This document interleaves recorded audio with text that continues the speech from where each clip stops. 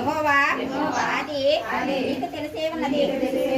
నీ నీతిని నా హృదయములో ఉంచుకొని నేను ఊరకుండలేదు.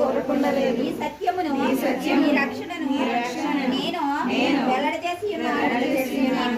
నీ కృపను ఈ సత్యమును మహాసమాజము తెలపక నేను వాటికి మరుగు చేయలేదు. యెహోవా నీవు నీ వాత్సల్యము నాకు దూరము చేయము.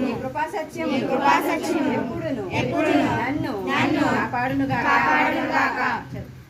లెక్కలేని అపాయములు నన్ను చుట్టుకొని ఉన్నవి.